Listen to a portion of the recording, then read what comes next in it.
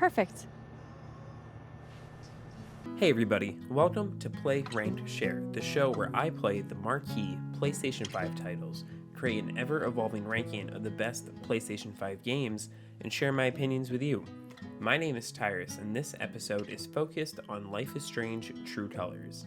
I had trepidations about the quality of Life is Strange True Colors in the lead up to release. This core entry in the beloved franchise was being handled by developer Deck 9 instead of the usual developer Don't Nod Entertainment. While Deck 9 had handled the Before the Storm entry in the franchise, which was a 3-episode side story in the series, I was concerned about how the developer would handle a brand new, fully fledged entry in the franchise. On top of this, True Colors had a shorter marketing cycle than normal, and all episodes were releasing at once instead of spread out in the usual episodic format. I assumed all this was pointing towards True Colors being a disappointing entry into a series that I enjoy. However, after completing the 10-hour adventure, I can confidently say my preconceived notions about True Colors were very off the mark, and this game is the strongest in the series and paves the way for a fresh restart. In Life is Strange True Colors, you play as Alex Chen, who had a troubled childhood but is looking to start anew as she moves to a small town in Colorado to live with her brother Gabe. As she gets accustomed to life in this town called Haven Springs, you quickly meet a cast of distinct characters that will be present around town throughout your journey. After an accident befalls Gabe, Alex sets out to find the cause of the accident, determined to get justice for her brother. In true Life is Strange fashion, Alex also has superpowers where she can read emotions of other people, and if someone around her gets extremely emotional, such as a blistering rage, Alex also inherits those emotions. Holy shit. That's really him.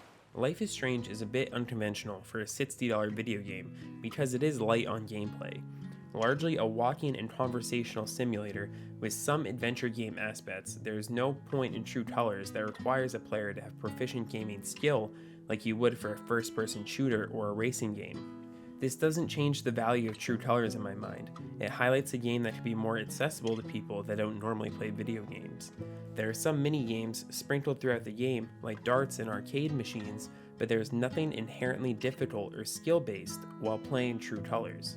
Due to the nature of being a walking sim type game, the light gameplay mechanics should be forgiven if the story is strong. Thankfully, for Life is Strange, the story shines and might just be the strongest one in the franchise. Dialogue choices let you have a role in crafting who Alex is throughout the story, and I made a fun, snarky character who is loyal to her friends and assisted them in times of need.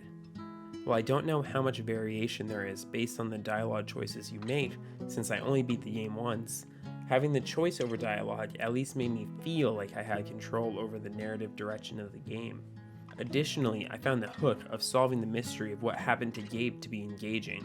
The different characters you meet throughout the game all had some form of connection to Gabe since it is a small town, and that helps keep the narrative consistent throughout the story. It felt so refreshing to play through a story where there wasn't wide-sweeping consequences for the entire world based on the actions of your player. Instead, the story was kept on a small scale as Alex tried to solve the mystery of her brother's accident. You play almost the entirety of the game on the same street. While this sounds like a drawback, Deck 9 is able to create enough different set pieces within that street to the point where I never got bored of my surroundings. The cast of characters also have real heart to them. I was enamored by the free spirit of Steph and wanted to help Eleanor with the struggles she faced within the game. You're a lifesaver. Oh, no bird calls though. Since the game is all about the story, it's hard to talk about this too much without entering spoiler territory. But the small town feel is present within Haven Springs. While interactions with side characters are limited, there are meaningful things going on in their lives that you can see develop over the game's 5 chapters. Alex's empath superpower was off-putting to me at first. I was concerned the game would hammer home some message about the importance of having empathy through the use of her power. However, there is more depth to that. Instead, Alex uses her power not only to help other people, but sometimes she even manipulates conversations to get what she needs out of it. I appreciated this moral gray area added to the use of her superpower. While my Alex didn't do anything particularly nefarious in my playthrough, I wonder what the possibilities could have been within the branching storyline.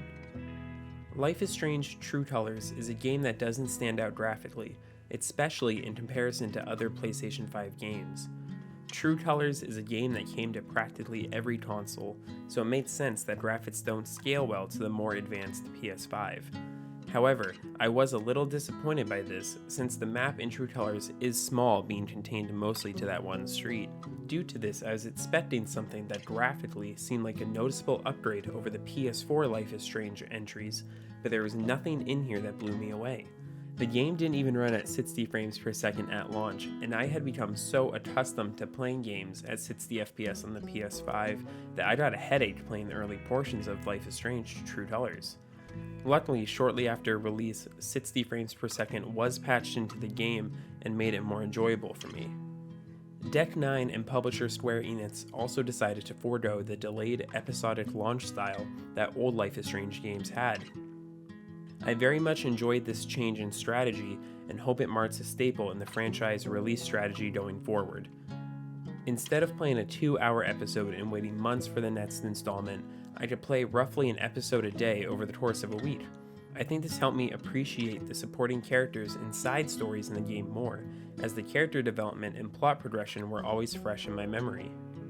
Trophy attainment percentages for True Colors are also very high for game completion. At the time of writing, 63.4% of True Colors players on the PS5 got the trophy for beating the game. This is a big upgrade over the original Life is Strange, where 26.1% of PS4 players got the trophy for beating the original Life is Strange. To me, this indicates that the fanbase is more engaged by this shift in release format. True Colors is a great approachable game for someone who is newer to gaming. There isn't significant demand on the game to be technically adept at gaming like you would need to be for a first-person shooter. True Colors also provides a showcase for how games can tell a more powerful story. Especially with the small-scale nature of True Colors, developer Deck 9 was able to create some memorable characters for the player to form bonds with. The empath superpower is also not used in a corny way and instead invoked meaningful consequences on the story. Deck 9 has shown that they are more than capable at developing fully fledged Life is Strange games, and I look forward to seeing what their next entry looks like. Overall, Life is Strange True Colors is a great game, and I give it a score of 8 out of 10. When it comes to ranking Life is Strange True Colors, I think it has to go towards the upper half of the rankings. In terms of the 2021 releases, True Colors is at the absolute fringe of contendership for my Game of the Year list for PlayStation 5. Its inclusion or not will probably come down to how many games I end up wanting to put in the video in December. I settled on ranking True Colors at number 7 on my list of best PlayStation 5 games. True Colors tells an engaging story and doesn't waste the time of the player, but lack of strong gameplay mechanics by design also has me hesitant to rank it any higher than 7. Thank you for watching this episode of Play, Rank, Share. Make sure to subscribe and ring the bell to be notified when future episodes are released. There are many upcoming episodes of Play, Rank, Share in the pipeline, as I have a backlog of reviews to be written. This includes Returnal, Back 4 Blood, and Resident Evil Village. What are your thoughts on Life is Strange True Colors? Let me know in the comments below, and until next time, don't stop sharing. Hopefully my advice doesn't derail her entire life. I'm sure it's fine.